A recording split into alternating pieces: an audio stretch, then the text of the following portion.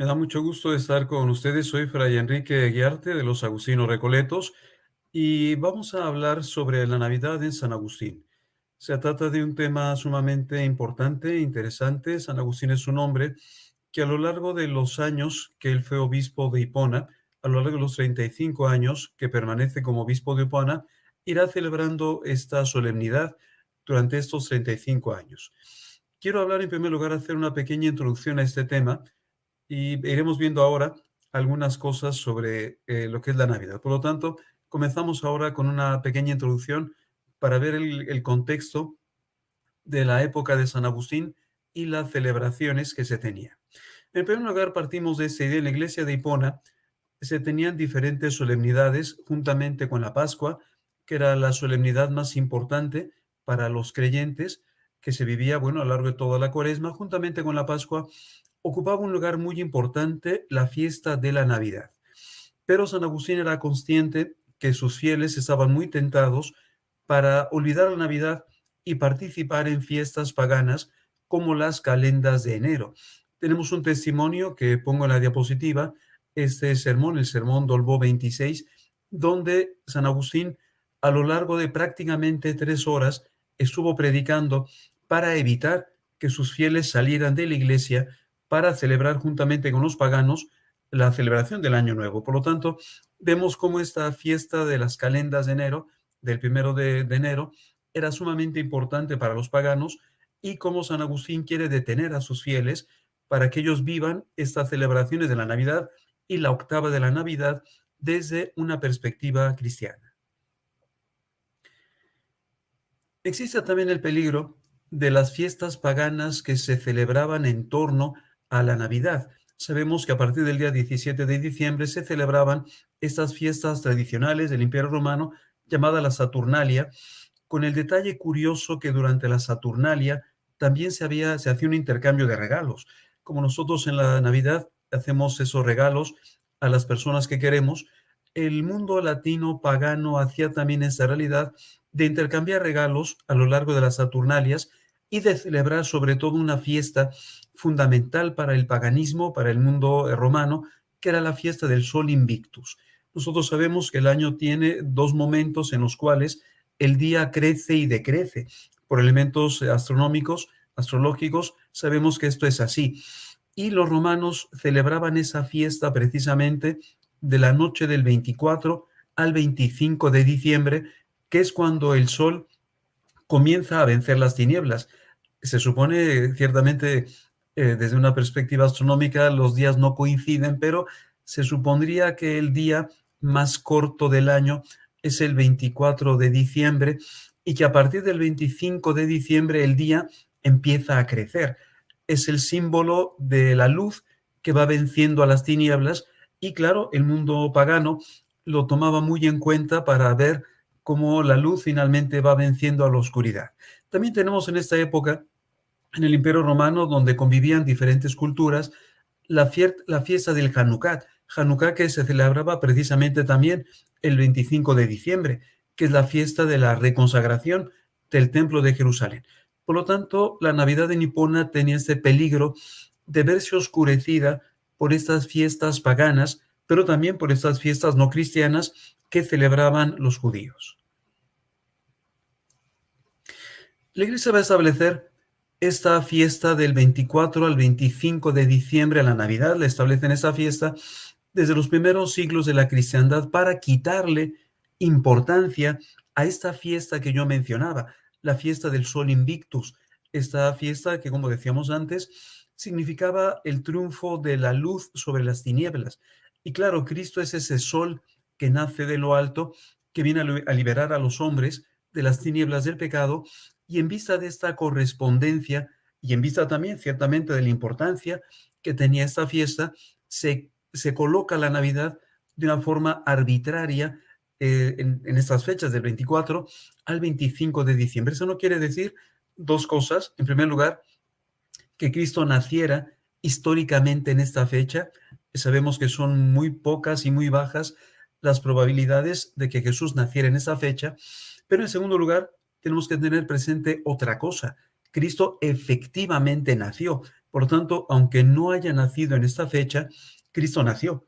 Cristo se encarnó y nació de la Virgen María, tomando nuestra naturaleza humana, elemento innegable, incluso desde una perspectiva histórica, civil y pagana, porque los historiadores paganos nos hablan de Cristo que nació y que vivió durante el tiempo de Poncio Pilato y durante el gobierno de Tiberio. Por lo tanto, es un dato histórico innegable que Cristo haya nacido, ciertamente, como digo, posiblemente no en esta fecha. San Agustín, curiosamente, creía en su propia mentalidad, adaptando estos elementos propios del mundo pagano, que efectivamente del 24 al 25 de diciembre era la fecha del nacimiento de Jesús, que Dios como todopoderoso podía organizar los acontecimientos de la historia de tal manera que Cristo naciera en ese momento para simbólicamente representar que Él era el nuevo sol que nacía de lo alto para iluminar a los hombres. Él creía, y en este sermón 190 desarrolla este tema, presentarnos una veracidad histórica de esta fecha, presentando ese providencialismo, por así decirlo, como Dios también maneja o manipula la historia para que su hijo naciera en esta fecha. Pues bueno, ciertamente sabemos que la cosa no es así, pero San Agustín lo creía. Son de los elementos curiosos o particulares que necesitamos entender de la mentalidad agustiniana cuando él habla de la Navidad como esa fecha efectivamente que históricamente se llevó a cabo en esta fecha del 24 al 25 de diciembre. Y San Agustín ciertamente predicaba todos los días y en ocasiones a veces varias veces al día. Recuerden ustedes que conservamos aproximadamente unos 600 sermones de San Agustín, de los posiblemente 8.000 sermones que él predicaría a lo largo de toda su vida.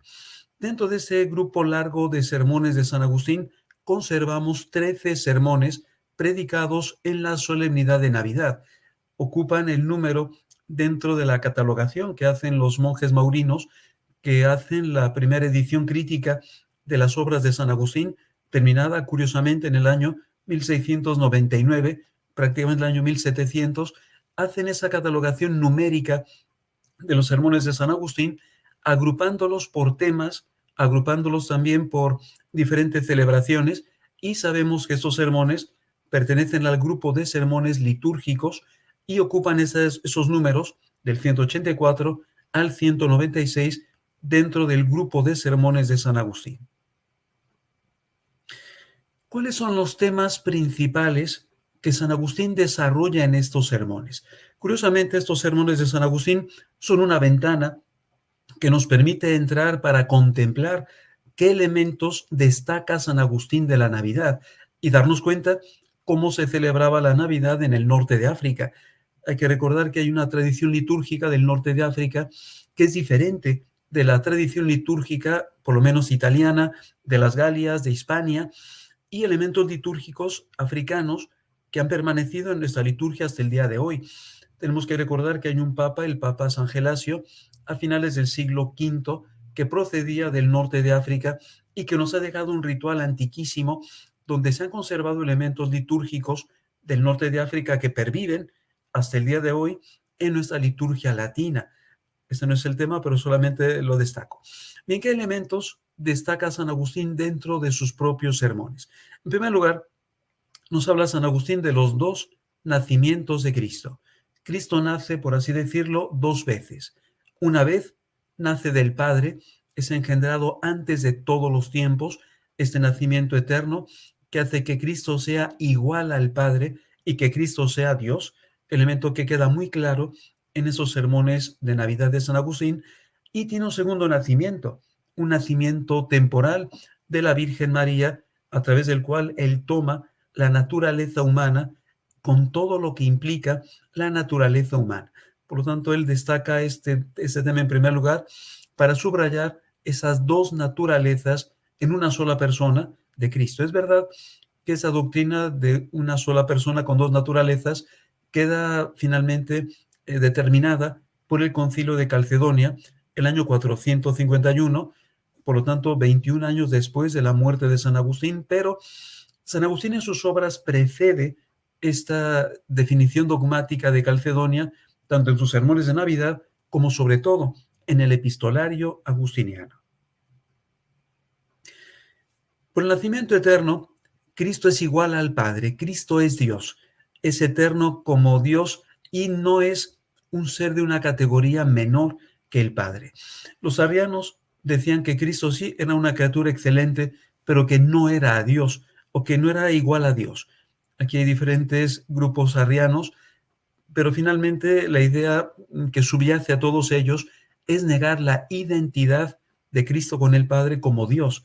San Agustín destaca este elemento. Cristo es coeterno con el Padre y por lo tanto participa de la divinidad.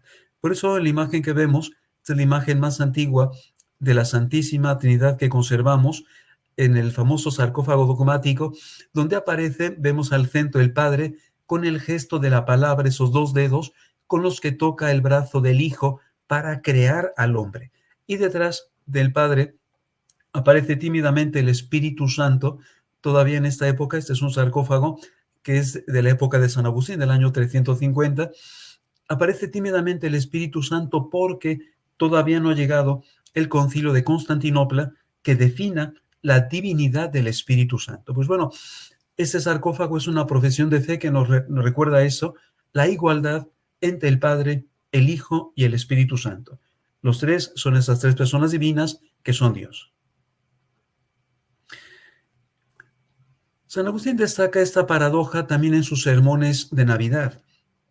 Cristo es presentado por el prólogo del Evangelio según San Juan como el Logos, traducido al latín como el Verbum, pero es un verbum, es decir, es una palabra que a la vez es un infans. Recordemos que la palabra infans en latín significa el que no puede hablar. San Agustín destaca esa paradoja, el que es la palabra, que implícitamente, que tácitamente, la palabra tiene que ser para hablarse, es aquel que finalmente no habla, la palabra que no habla. Él destaca, por lo tanto, esa paradoja que se da en el nacimiento de Jesús, es la palabra del Padre que aparece como el que no puede hablar. Y ciertamente los ángeles contemplan la gloria y le prestan voz a ese infante para presentarlo al mundo y presentarlo una vez más como ese Dios, el Dios que ha asumido y que ha tomado la naturaleza humana. Por el nacimiento temporal, Cristo asume esa forma servi. San Agustín va a utilizar dentro de esos sermones de Navidad un argumento que le servirá después a San Agustín para combatir los argumentos arrianos al final de su vida. Hay que recordar que los arrianos en el norte de África no eran tan importantes como lo eran en el norte de Italia y prácticamente en Italia, donde los arrianos incluso se habían apoderado de parte de la corte y eran los grandes enemigos ciertamente en el norte de Italia.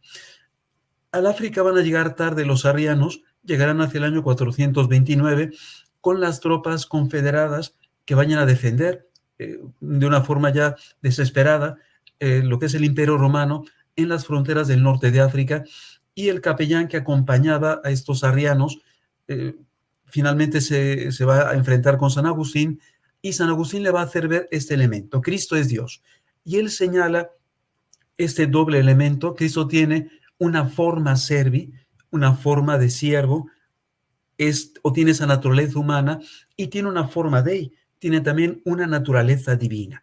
Por lo tanto, destaca San Agustín esta diferenciación de origen paulino. Ciertamente San Agustín se inspira en la carta a los Filipenses, el capítulo 2, donde San Pablo hace también esta diferenciación. Cristo tiene una forma servi, por la cual se ha encarnado, puede sufrir la pasión para redimir a los hombres, pero él tiene también una forma dei.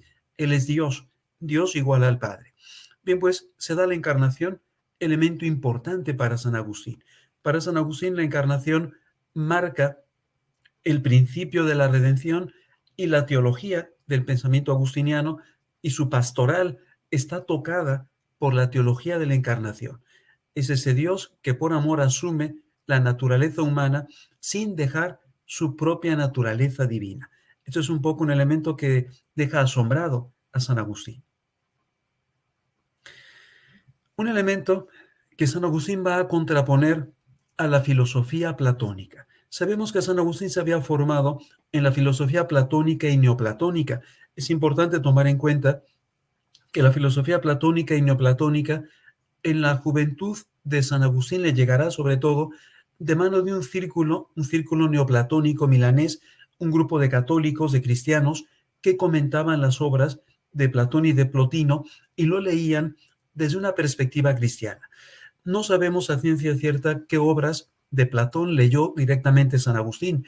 Sabemos que este círculo neoplatónico milanés le prestó obras a San Agustín para que leyera y conociera este pensamiento del mundo clásico y viera que estos filósofos podían tener una lectura cristiana. Y es verdad, las primeras obras agustinianas están muy marcadas por el pensamiento platónico y neoplatónico, las ideas de la espiritualidad del alma, la inmortalidad del alma, la ascensión hacia Dios, pero hay un elemento que le choca a San Agustín.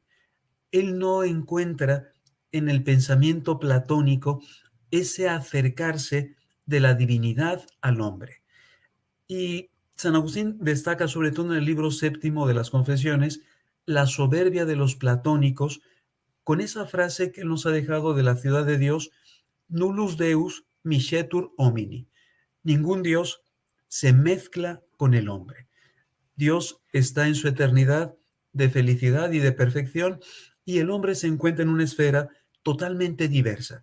Por eso la encarnación, desde una perspectiva platónica, es imposible.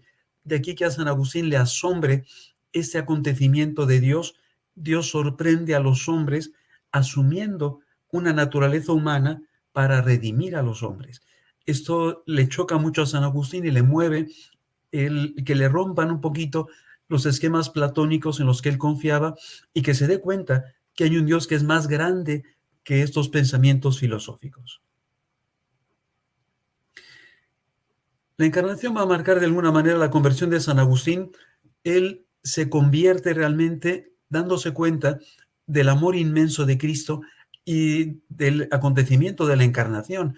Cristo que se hace hombre. El libro séptimo de las Confesiones, como mencionaba yo antes, tiene este tema, el contraponer las ideas platónicas, neoplatónicas, al mensaje cristiano y destacar este elemento, como Cristo por humildad se hace hombre y supera estos esquemas filosóficos, platónicos y no platónicos, con esta realidad. El Dios que abraza la naturaleza humana con todo lo que implica esa naturaleza humana. Y de hecho el catequista de San Agustín, que era San Simpliciano, le contó a San Agustín una anécdota que le quedó grabada en el corazón sobre este tema de la encarnación y que San Agustín va a repetir dentro de la ciudad de Dios. Y así nos narra San Agustín que un neoplatónico que se había convertido al cristianismo le comentaba a San Simpliciano que en todas las iglesias del mundo habría que escribir con letras de oro en el lugar más destacado esta frase, et verbum caro factum est. Un elemento que a San Agustín le llama mucho la atención porque ese es el principio de la redención. Dios ha salvado a los hombres a través de la encarnación de Cristo. Por eso habría que colocar con letras de oro en el lugar más destacado de todas las iglesias esa frase, la frase del Evangelio según San Juan, capítulo 1, versículo 14, que se convertirá en una de las frases más repetidas por San Agustín dentro de su obra. Es uno de los textos bíblicos multiplicados cientos de veces dentro de la obra agustiniana para subrayar la importancia de la encarnación.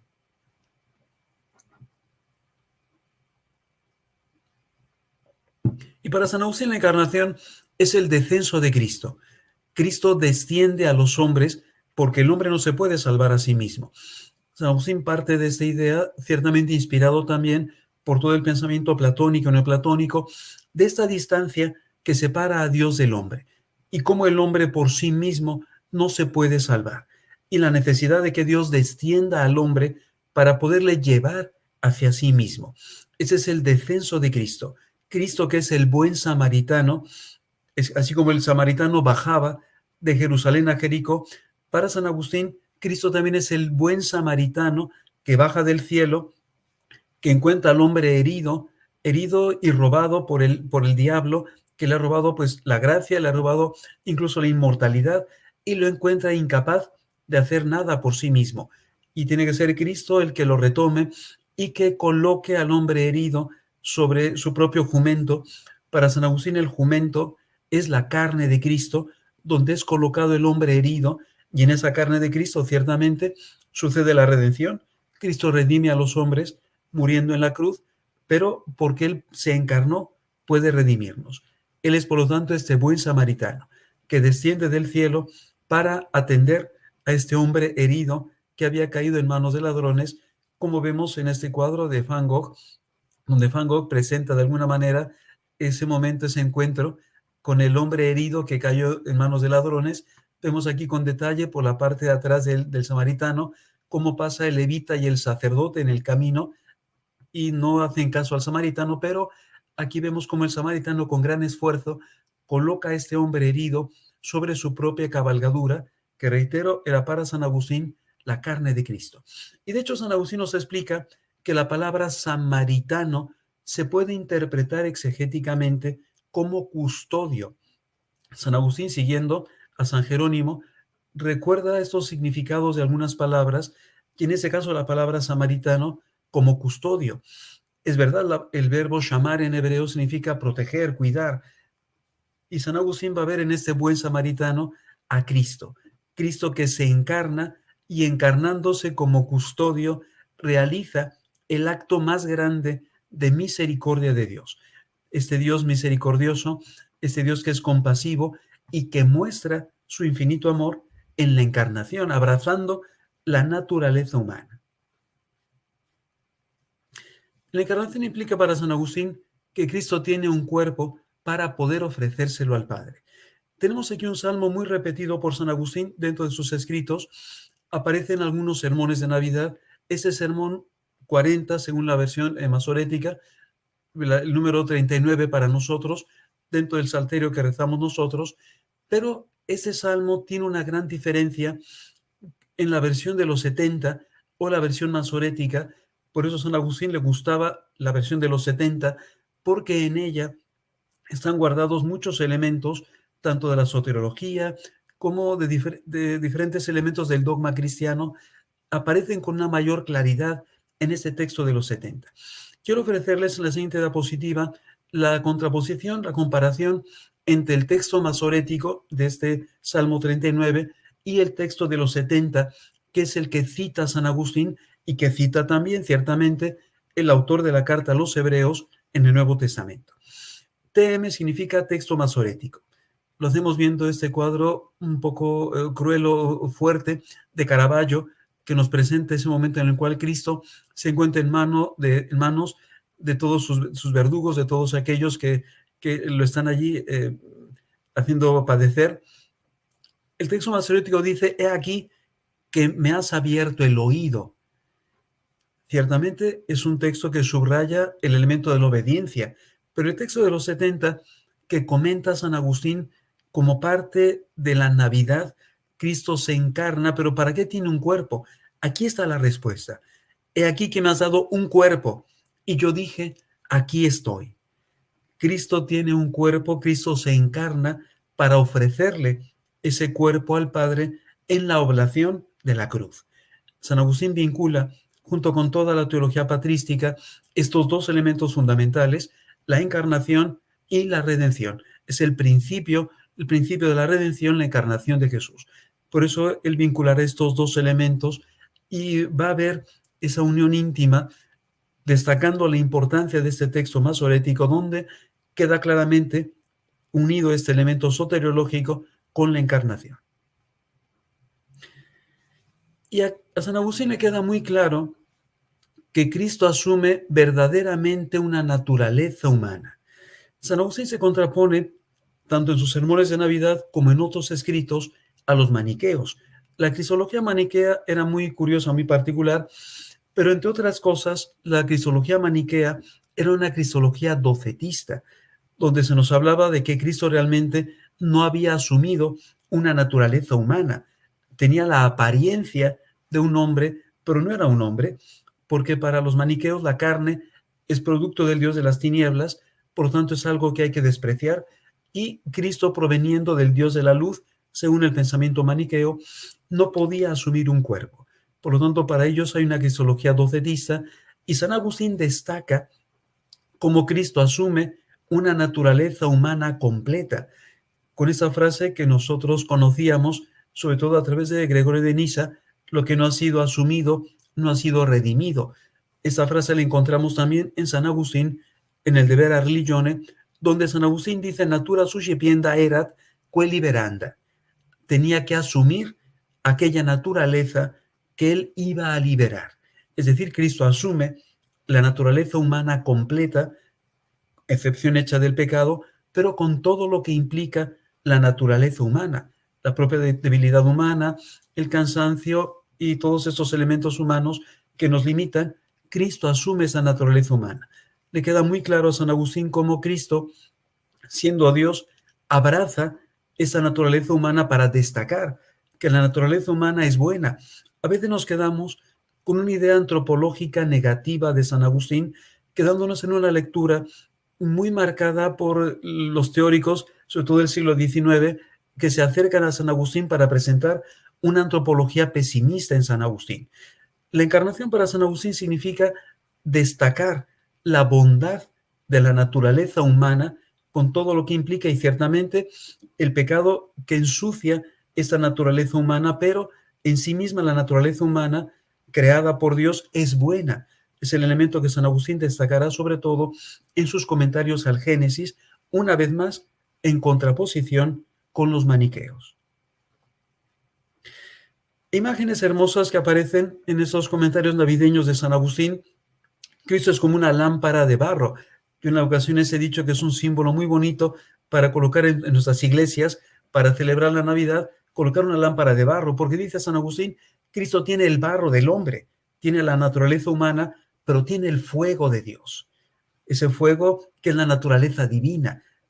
Un símbolo, como digo, hermoso para celebrar en la Navidad o incluso dentro del Adviento, y recordando este elemento. En él se unen estas dos naturalezas íntimamente en su propia persona. Tiene el barro, es hombre como nosotros, pero tiene el fuego, tiene la divinidad que ciertamente nos eleva también a nosotros. Esa es la frase de San Agustín sacada del comentario al Salmo 103. Recordemos que estos son también sermones, son sermones predicados al pueblo en diferentes circunstancias. Muy posiblemente esta narratio, este comentario del Salmo 103, en ese sermón número 4, posiblemente en una circunstancia cercana a estas fiestas navideñas. Dice San Agustín: no encendió la lámpara de su carne Cristo mientras estaba colgado en la cruz y buscó la dracma perdida, la buscó y la encontró.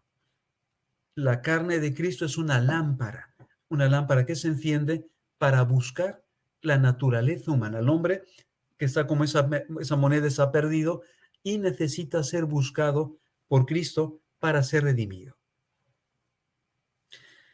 La Navidad es también para San Agustín la fiesta de la humildad. Es verdad que San Agustín es el santo de la caridad, pero es también el santo que destaca dentro del esquema de las virtudes cristianas, esta virtud que para San Agustín es fundamental y que prepara para vivir las virtudes teologales, que es la humildad. Cristo se hace pequeño para que el hombre descubra lo grande que es hacerse pequeño, y que descubre el ser humano que un obstáculo que tiene en su propia vida es la soberbia. Cuando el hombre, como dice San Agustín en sus comentarios al Génesis, quiere hacer una imitación perversa de Dios. Para San Agustín habría dos formas de imitar a Dios. Una forma buena, que es imitar la humildad de Cristo, y una forma perversa, que es cuando el ser humano quiere jugar a ser Dios y cae en esa soberbia donde yo creo que puedo hacerlo todo yo por mí mismo, prescindiendo de los demás y ciertamente prescindiendo también de Dios. Por eso los sermones de Navidad es una invitación a vivir en esa humildad. Recordad que Cristo se vació de sí mismo para también el ser humano vivir dentro de esa humildad. Una humildad representada por San Agustín con imagen sumamente bella, que curiosamente tiene su paralelo en lo que estamos viendo en la imagen. Esta imagen es la puerta de entrada a la Basílica de la Natividad en Belén, Es esta puerta sumamente pequeña. Quiero ofrecerles después otras imágenes donde veremos el contexto general de esta basílica, y en la tercera que veremos el tamaño tan bajito que tiene esta puerta. Para San Agustín, Cristo es una puerta humilde, una puerta baja. Para entrar hay que agachar la cabeza. El que quiere entrar por la puerta de Cristo con la cabeza alzada y con toda su soberbia, ciertamente no puede entrar, se golpea la cabeza contra la puerta, porque para entrar en Cristo hace falta ser humildes. Quien no es humilde no puede entrar. Hay que, por lo tanto, agachar la cabeza, hay que abajar un poco nuestras razones, nuestra propia razonabilidad para entrar. San Agustín, recordemos que nos invita a creer para entender.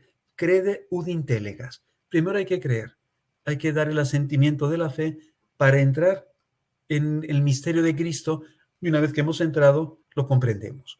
Vemos ahora el contexto general de la basílica, es la entrada general de la basílica. Vemos cómo la puerta era mucho más grande originalmente.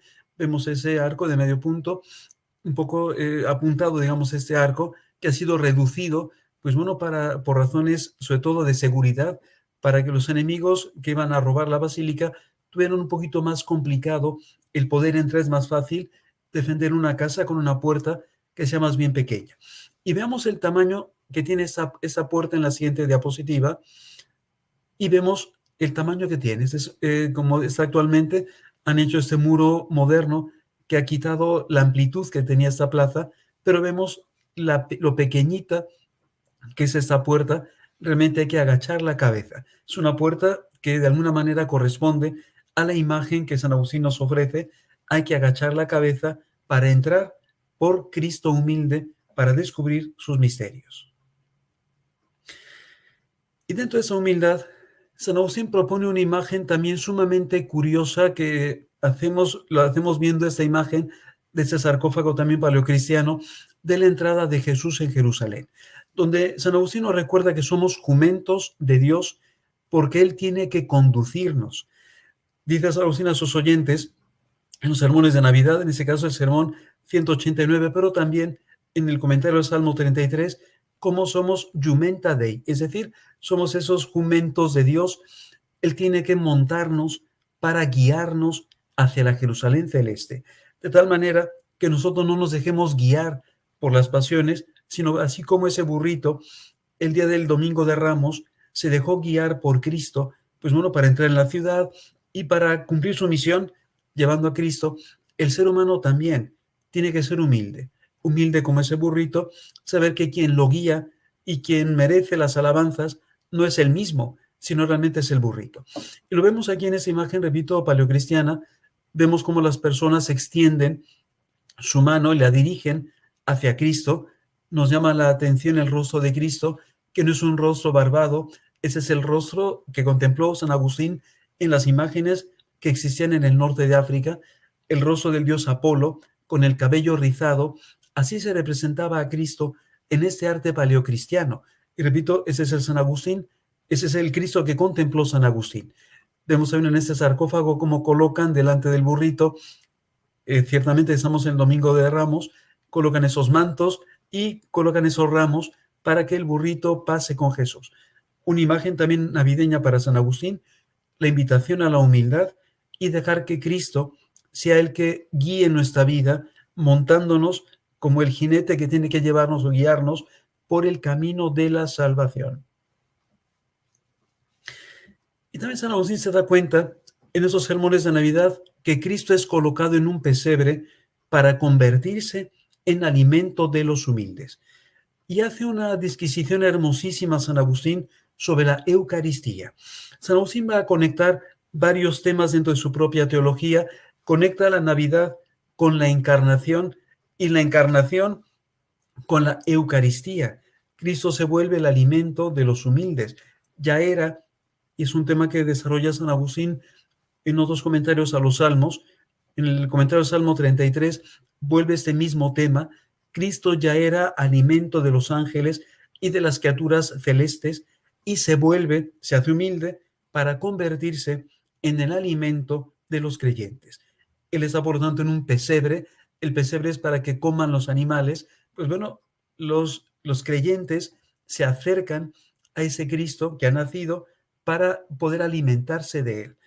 La encarnación, por lo tanto, vinculada a este sacramento admirable de la Eucaristía, Cristo que se acerca al hombre y que le hace participar de este don inefable, de este don indescriptible que es la Eucaristía. Y con esa interpretación curiosa que hace también San Agustín de los animales que acompañaban la primera Navidad, el burro y el buey, representan para San Agustín los dos pueblos que finalmente se unen en Cristo. El burro representa a los gentiles, esos pueblos con las orejas grandes porque escucharon la voz de Dios. Y el buey que representa a los judíos porque representa a los sacrificios que se realizaban en el templo. Así lo interpreta San Agustín para colocar el nacimiento de Cristo como ese momento de unión de estos dos pueblos, gentiles y judíos. Pero la Navidad y estos sermones de Navidad tienen también un acento fundamental e importante. Tenemos contenida aquí una de las fuentes más ricas de la Mariología agustiniana, donde San Agustín nos va a presentar sobre todo dos temas fundamentales. Uno, el tema de la virginidad de María. Destaca continuamente San Agustín en esos sermones de Navidad este dogma mariano: María es virgen antes del parto, en el parto y después del parto. En esta diapositiva les he ofrecido dos citas solamente, sermón 189, sermón 190, pero hay muchas más citas donde él vuelve a este tema. María es virgen. Es virgen en todo momento porque representa a la iglesia. Es la imagen que va a manejar aquí San Agustín. María como figura de la iglesia. Ambas son vírgenes y madres. Ambas se encargan de que Cristo se desarrolle y que crezca. Por lo tanto, San Agustín va a darle un gran protagonismo a María dentro de sus sermones de Navidad. Es la fiesta de Jesús y de María, y ciertamente San José queda un poquito en la sombra dentro de la predicación agustiniana, como era lo típico de su propia época. Recordemos que San José también es el gran ausente en el arte paleocristiano. Aparecerá por primera vez San José en el arco de Sixto III en el año 432, por lo tanto 2 años después de la muerte de San Agustín. Él destaca esto, la virginidad de María. Ciertamente es un tema muy candente en su propia época, en el siglo V, particularmente por estos dos herejes, por Elvidio y por Joviniano, que entre otras cosas decían que la Virgen María no había sido virgen. Es decir, que esto era un mito. Por lo tanto, el Papa Cilicio tendrá que condenar estos dos herejes, y San Agustín saldrá al paso de estas ideas, ciertamente con su obra de Santa Virginitate, que será la segunda gran reflexión mariológica agustiniana, y en estos sermones de Navidad él destaca esta realidad para salir al paso de estas ideas promulgadas o propagadas por estos dos herejes. Y coloqué esa imagen que está sacada de un mosaico de una iglesia de Roma de Santa Pudenciana, porque este mosaico, curiosamente, es del año 393 y nos remonta a esa época del Papa Cilicio, donde vemos a Cristo como Pantocrátor, acompañado por el colegio apostólico. Ciertamente tiene algunos elementos modernos que se hicieron para un poquito restaurar ese mosaico, una restauración bastante mal hecha. Pero bueno, sabemos entonces que es un mosaico que nos hace viajar en el tiempo a esta época del Papa Cilicio y de la condena de estos herejes que negaban la virginidad de María, a los cuales sale al paso San Agustín. Y como gran defensor de esta virginidad de María surge esta leyenda, la leyenda de la Lactatio Santa, la Virgen María dándole leche a San Agustín y Cristo dándole su sangre a San Agustín. Este cuadro de Murillo recuerda esa leyenda con estas imágenes tan repetidas de San Agustín en medio de estos dos, en medio de Cristo y la Virgen María, con la frase que distingue a este cuadro: come vertar necio. No sé a dónde voltearme, no sé a dónde darme la vuelta, sea hacia Cristo o hacia la Virgen María.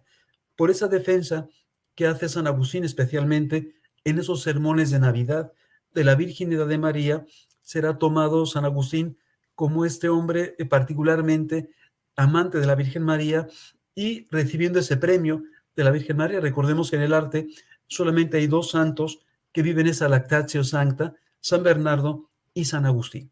Veremos en la siguiente diapositiva un cuadro de Rubens donde aparece este mismo detalle, la lactatio sancta de San Agustín en medio de la Virgen María y de Cristo. Nosotros, curiosamente, los agustinos recoletos, tenemos un convento muy grande aquí en el norte de España, un pueblo que se llama Marcilla. El convento había sido de los cistercienses, por tanto, ellos habían representado en la gran escalera monumental del monasterio, habían representado a San Bernardo de rodillas frente a la Virgen María, recibiendo leche de la Virgen María. Ciertamente San Bernardo con el hábito blanco. Cuando nosotros compramos el convento, el año 1856, y llegamos a esa escalera monumental del monasterio solemne, lo único que hicieron los frailes fue pintarle el hábito de blanco en negro. Y se trató entonces de un San Bernardo que se disfrazó de San Agustín. Porque, como digo, los dos santos son representados en esa acción de recibir leche de la Virgen María. Prácticamente ya para terminar, como decía yo antes, María es figura de la Iglesia, que también es Virgen y Madre, con la invitación que hace San Agustín a imitarla, a la Iglesia y a la Virgen María, con la fecundidad espiritual. Poder orar para que Cristo se desarrolle y crezca en aquellos que nos rodean.